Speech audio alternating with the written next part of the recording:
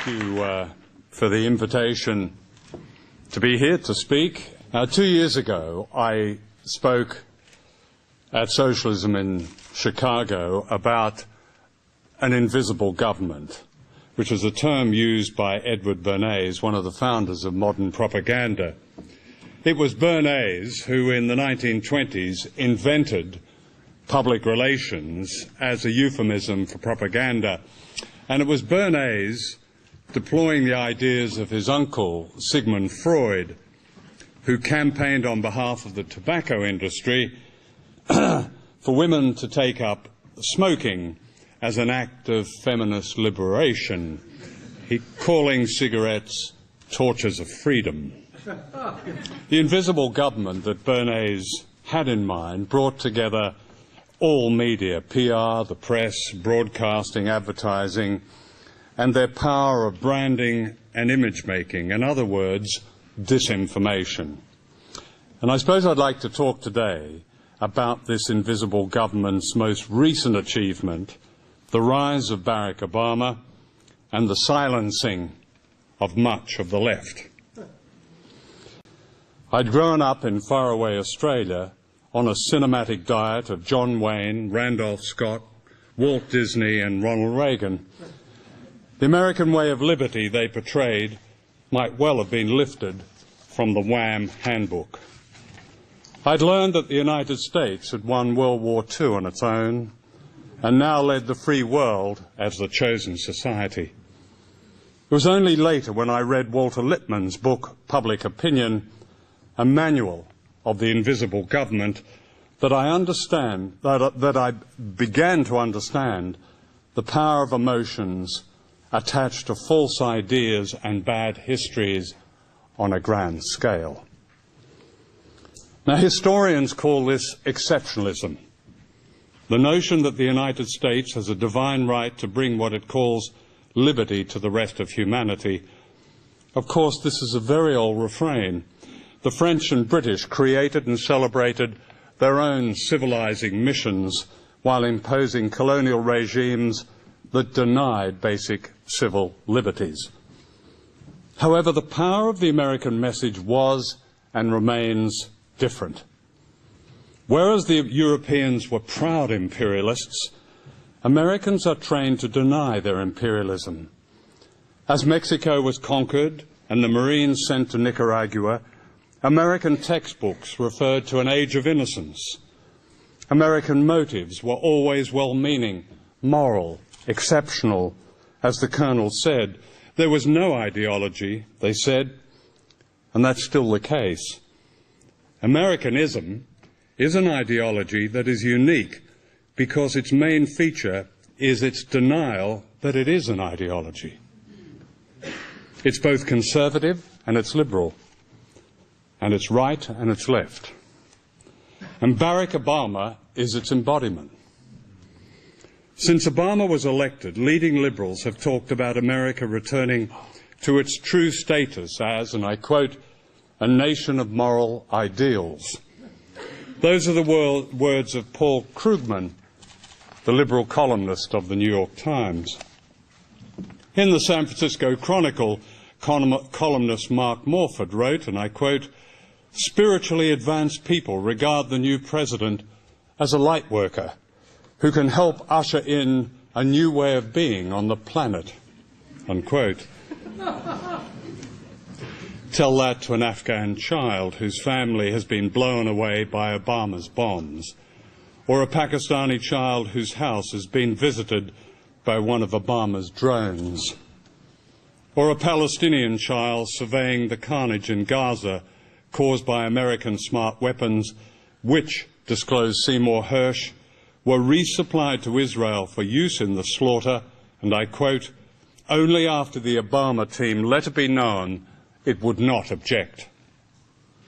The man who stayed silent on Gaza is the man who now condemns Iran.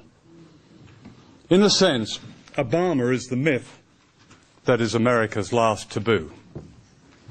His most consistent theme was never change, it was power.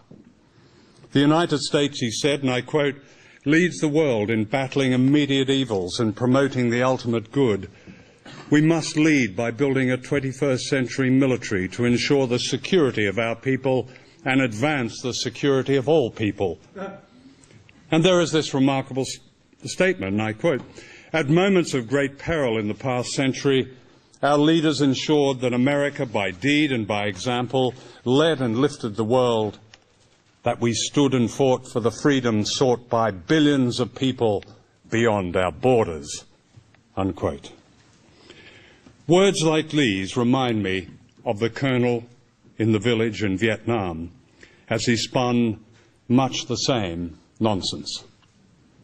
Since 1945, by deed and by example, to use Obama's words, America has overthrown 50 governments, including democracies, and crushed some 30 liberation movements and bombed countless men, women, and children to death.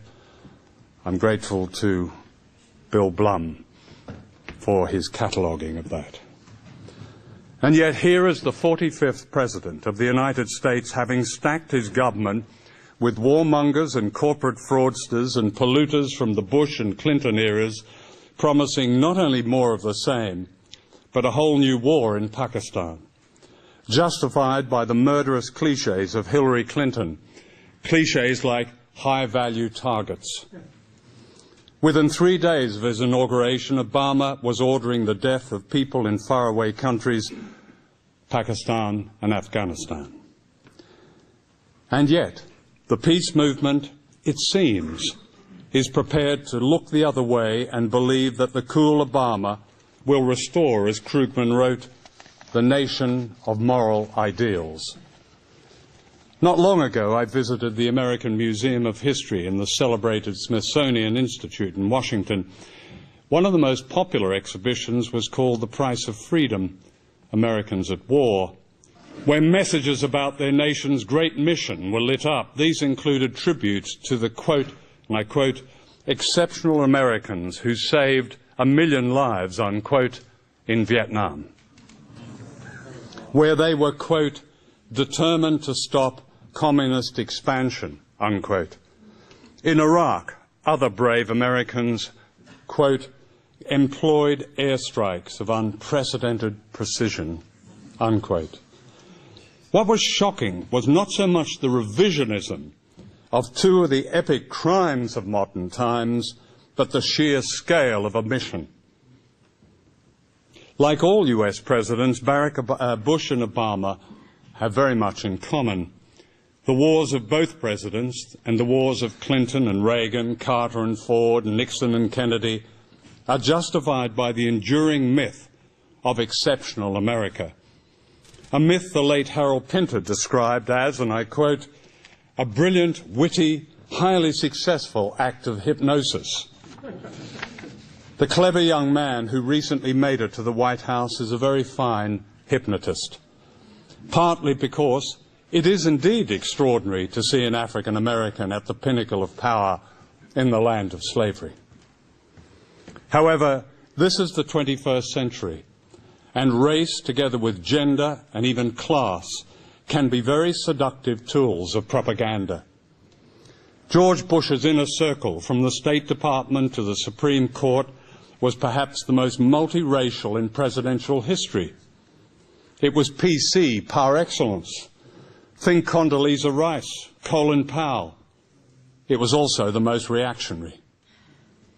Obama's very presence in the White House appears to reaffirm the moral nation. He's a marketing dream. But like Calvin Klein or Benetton, he is a brand that promises something special, something exciting, almost risque, as if he might be radical, as if he might enact change. He makes people feel good. He's a postmodern man with no political baggage, and all that's fake.